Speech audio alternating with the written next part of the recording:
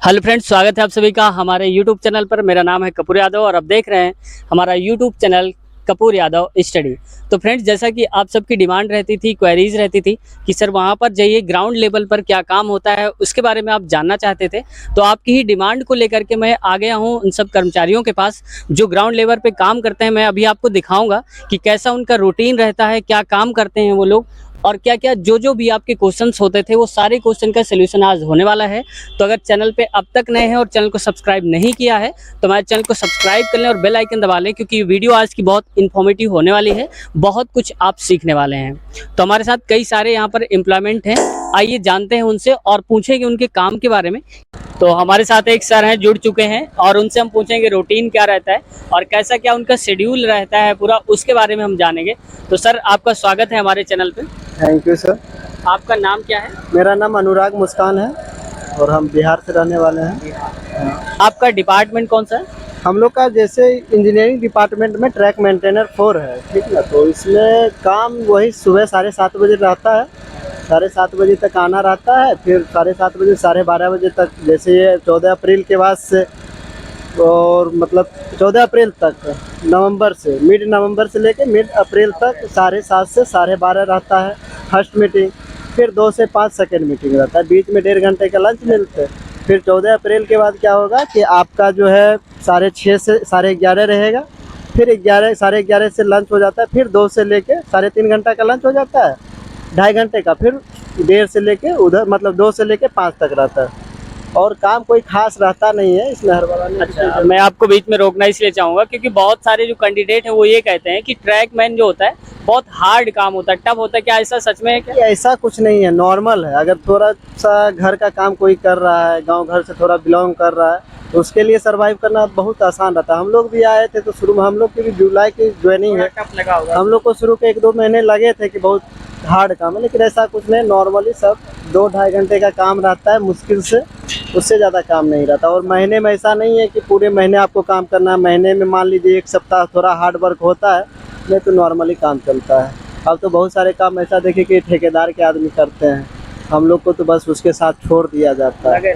हाँ, लगे रहना था। और बहुत सारे काम ऐसे हो गए जो मशीन के थ्रू होने लगा है। जैसे पैकिंग वुकिंग होती थी, रेल धुलाई उलाई होती है तो वो मशीन से आने लगी, तो अब लोग उतना ज़्यादा नहीं है प्रॉब्लम, हल्का हो गया। बहुत काम हल्का, पहले की तुलना में बहुत आराम हो गया और उतना ज़्यादा नहीं है। हाँ, शुरू के 1-2 महीने लगते हैं, लेकिन 2-3 महीने में एडजस्ट कर। और पढ़ने का टाइम बहुत मिलता है। ऐसा नहीं है कि अगर माइंड में कोई आगे तैयारी करना चाहे, 4 घंटे 5 घंटे पर डे आपको मिल जाएंगे पढ़ने के लिए, पढ़ सकते हैं जो भी। और कुछ लोग कह रहे थे कि ट्रैक मैन जो होते हैं उसमें ये नहीं रहता, कभी दिन में ड्यूटी लगती है कभी रात में लगती है। क्या ऐसा कुछ नहीं होता है। नाइट में जैसे ठंडी का समय आता है तो उसमें नाइट पेट्रोलिंग होती है, 10 बजे रात से लेके सुबह के 6 बजे तक। 8 घंटे? हाँ, 8 घंटे की रहती है। तो उसमें क्या रहता है ना कि पेट्रोलिंग में ऐसा नहीं कि पूरे महीने लगे, मतलब आपका जैसे एक गैंग रहता है, गैंग में आदमी रहते हैं, 2 आदमी को छोड़ दिया जाता है, 10 दिन 12 दिन करते हैं, फिर और कोई आदमी आता है। हाँ, अल्टरनेट आते रहते हैं। हाँ, और मान लीजिए कि 6 महीने का पेट्रोल, 4 महीने का पेट्रोलिंग चला, जैसे फरवरी में हम लोग का पेट्रोलिंग खत्म हो गया,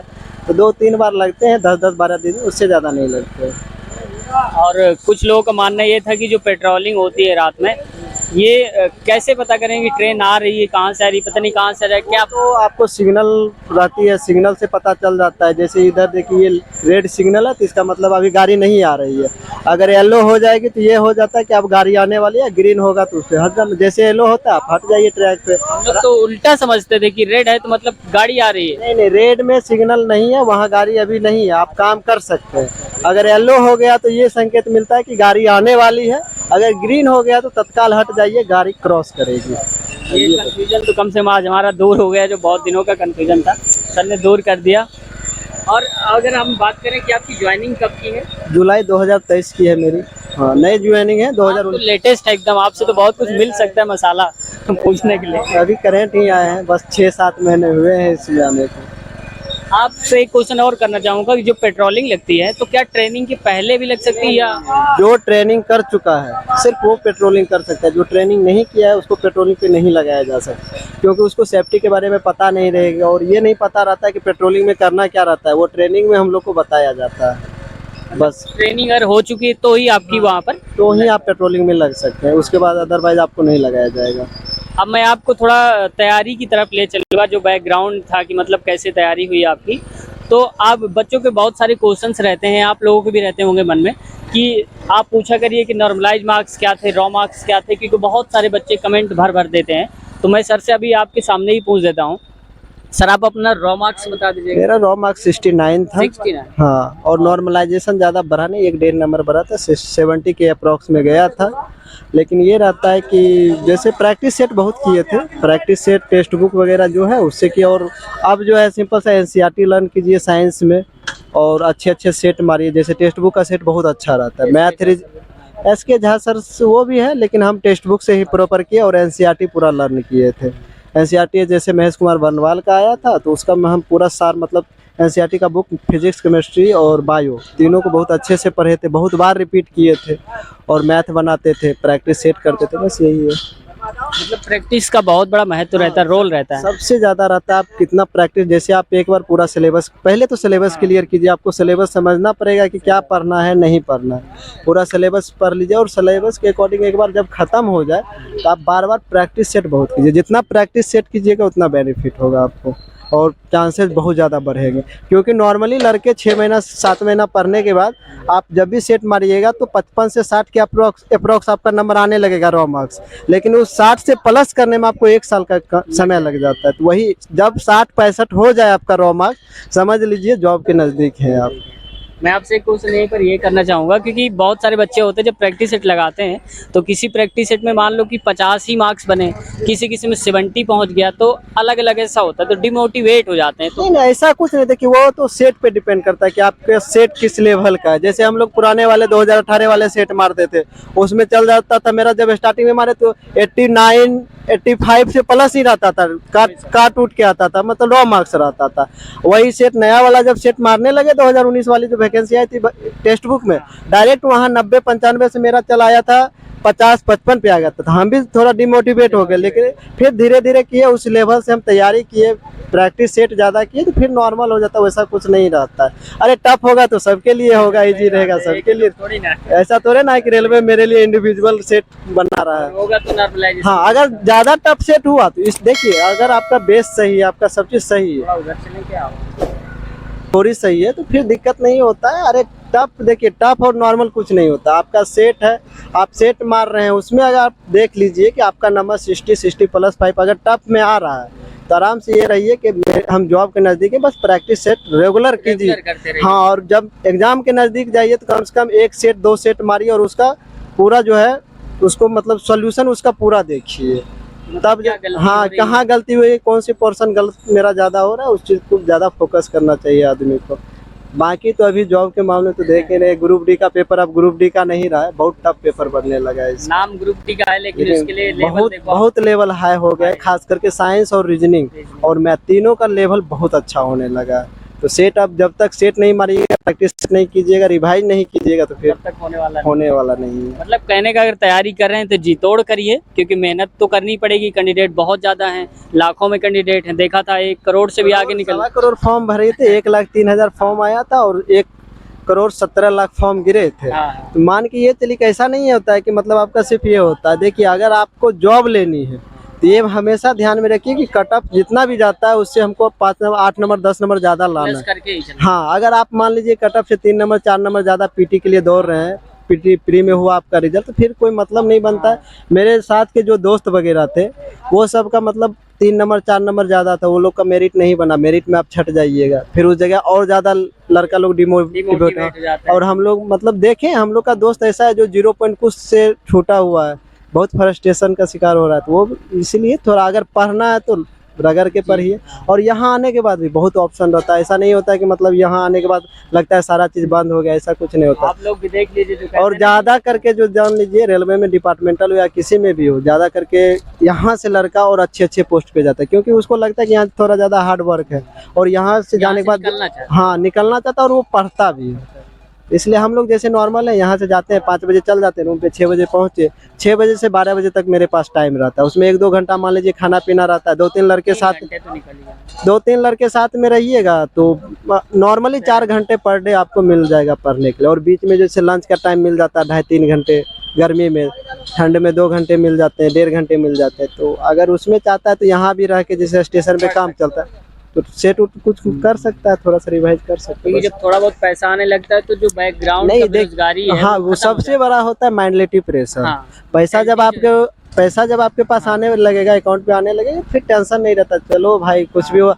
ये तो सेफ आप है। ये रहता है कि आपका मन हुआ तब पढ़ लीजिएगा, नहीं तो पहले क्या होता था, नहीं कुछ हुआ रहता तो फ्रस्ट्रेशन में मन नहीं भी रहता तब पर भी लोग पढ़ते रहता है, पढ़ते रहते थे। समझ में नहीं ज्यादा आता। अगर अभी आप टेंशन फ्री होकर 3 घंटा भी पढ़ लेते हैं तो आपका पहले जो जॉब से पहले हाँ। 7 घंटा 8 घंटा पढ़ते हैं उसके इक्वल आप पढ़ लीजिए, क्योंकि आपको सब चीज पता है, सिर्फ यहाँ रिवाइज करना और है। पॉजिटिविटी भी एक हाँ दिमाग में आ बहुत जाती ज्यादा है। रहता है। जैसे हम जी। लोग यहाँ है तो यहाँ लोग कैसे हैं, देखो मेरे सर है उधर, वो देखिए जो रेड शर्ट पहने हुए हैं, वो 2013 में ट्रैक मेंटेनर ही थे, अभी एसएससी बने हुए हैं, 2019 से एसएससी बन गए हैं। प्रमोशन एग्जाम डिपार्टमेंटल एग्जाम दे के हाँ वहाँ से गए हैं। और यहाँ पढ़ते थे, बहुत मेहनत किए हैं वो, मतलब मेहनत क्या, यहाँ पे रहे तो मेहनत करते गए, रेगुलर बने रहे, बन गए, अभी एसएससी बन गए हैं। तो कई बार ये भी देखने को मिलता है या लोग बोलते भी हैं, जो सुनते हैं हम लोग, कि ट्रैक मेंटेनर जो होते हैं वो डिपार्टमेंटल एग्जाम नहीं दे सकते, कुछ ऐसा क्या होता है? ये डिपार्टमेंटल एलडीसी का इसमें थोड़ा सा कम ऑप्शन बनता है, लेकिन जीडीसी का जो फॉर्म आता है नॉर्मल वो तो सब भर सकता है, आप भी भर सकते हैं। जीडीसी वाला पेपर आता है, जैसे हम लोग जुलाई में किए थे, 25 जुलाई को मेरी ज्वाइनिंग है, 3 अगस्त को हमें जीडीसी का पेपर भरे हैं। मतलब अलाउ जीडीसी? हाँ भर सकते हैं, इस बार से अलाउ कर दिया, पहले था 2 साल मिनिमम सर्विस, लेकिन इस बार से हो गया कि नहीं करंट लड़का भी फॉर्म भर सकता अगर है। आप ज्वाइन हो चुके हैं हाँ तो तो आप फॉर्म भर सकते हैं, लेकिन उसका डेट मतलब एग्जाम पोस्टपोन्ड हो गया था, अलग बात है, लेकिन हम लोग फॉर्म भरे हैं और उसका एग्जाम देखिए अब कब लेता है। आप थोड़ा कुछ और पीछे चलना चाहेंगे। और सर जब आपका रिजल्ट आया था, रिजल्ट क्या ही कहेंगे, जब पीटी के लिए आपका आया था, देखा था आपने लिस्ट, तो कैसा लगा था आपको? अरे उस समय कुछ अलग खुशी था उस समय, और 2018 वाले वैकेंसी से हम लोग का रिजल्ट नहीं बना था, टेक्नीशियन में मेंस में हम लोग छट गए थे। इस बार भी एनटीपीसी में लेवल 3 में मेरा मेरिट नहीं बना, 1.4 से मेरिट गिर गया था, तो थोड़ा सा अजीब लगा। लेकिन ग्रुप डी में जैसे देखे रिजल्ट और रॉ मार्क्स जब देखे तो रॉ मार्क्स मतलब कट ऑफ से 7-8 नंबर ज़्यादा था, तो विश्वास हो गया कि नहीं इस बार कहीं न कहीं हो ही जाएगा। लेकिन ये नहीं पता था कि शुरू में कि हमको ये ट्रैक मेंटेनर ही मिलेगा। बाद में आए तो डर लगा, जब तक डीवी किए और यहाँ सब चीज़ हुआ, जब पैनल निकला हम लोग को पोस्टिंग यहाँ किया गया कि नहीं कानपुर में आप लोग को जाना है, ट्रैक मेंटेनर मिला, तो उस समय अजीब सा लगा कि कहाँ आके फंस गए।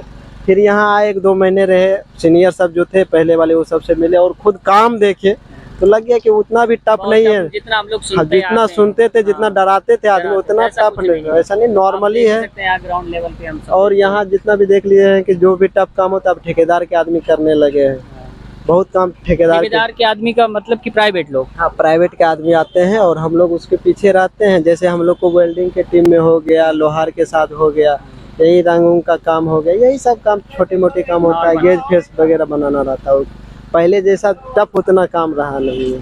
और बहुत चीज़ जैसे पैकिंग वुकिंग होती है तो अब तो वो मशीन आने लगी है, मशीन करते हैं, मतलब टेक्नोलॉजी ज़्यादा आ गई। हाँ, उसके लिए यही सब हो रहा है। तो अब ट्रैक मेंटेनर उतना नहीं, बढ़िया जॉब है, मतलब अभी के हिसाब से जो बेरोजगारी का है तो उसके लिए तो कम से कम अच्छा ही है। प्राइवेट में कहीं पर भी जाओ तो 12 घंटे जॉब करने पर 20,000 भी कहीं के नहीं मिलते हैं। यहाँ देखिए ट्रैक मेंटेनर है, लेकिन आप ये जान लीजिए कि कुछ भी होगा 3 घंटे बहुत हो गया, मुश्किल 3-4 घंटे काम करना पड़ता है पर डे, वो भी नॉर्मल, उतना टफ काम नहीं हम रहा। लोग पहले सुनते थे, डराया हाँ जाता पहले था। होता था, पहले पुराने लोग करते थे तो वो लोग तो अपने हिसाब से बताते हैं, जो नए लोग हैं, नए आदमी आए हैं तो उतना आप सीधी सी बात है, जो पढ़ लिख के बच्चे अब आते हैं वो लोग सिर्फ हार्ड वर्क लीजिएगा तो कर पाएगा नहीं उतना। मेंटली तैयार होते हाँ कुछ लड़के मेरे साथ आए थे शुरू में 1-2 महीने, क्या मेरा दोस्त सब था यही कानपुर के हैं, वो घर भाग गया था 2-2 महीने एब्सेंट लगा गया, फिर आ गया, अब मन लगने लगा है उसको।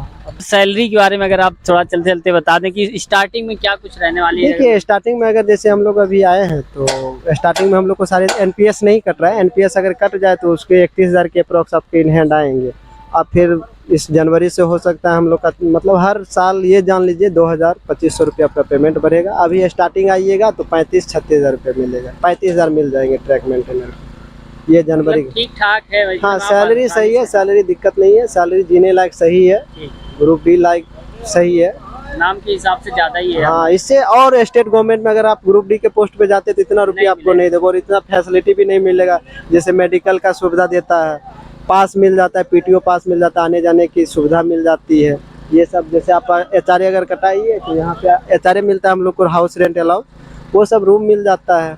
और ये शायद वाई सिटी है कानपुर। हाँ वाई सिटी है, यहाँ HRA 3600 रुपये मिल रहे हैं। हाँ, और उस बार भी अब 50% DA हुआ है तो सैलरी कुछ सुने हैं कि इंक्रीमेंट होगा। 4% हो गया अभी न्यूज आई थी। हाँ वो DA बढ़ा है, इंक्रीमेंट साल में एक बार लगता है। जैसे जुलाई में हम लोग ज्वाइनिंग किए तो फिर जुलाई 2024 में जो है हम लोग का इंक्रीमेंट लगेगा 3% या 4% ऐसे लगता है। लेकिन DA तो हर 6 महीने पे जनवरी और जुलाई में 4% लगेंगे।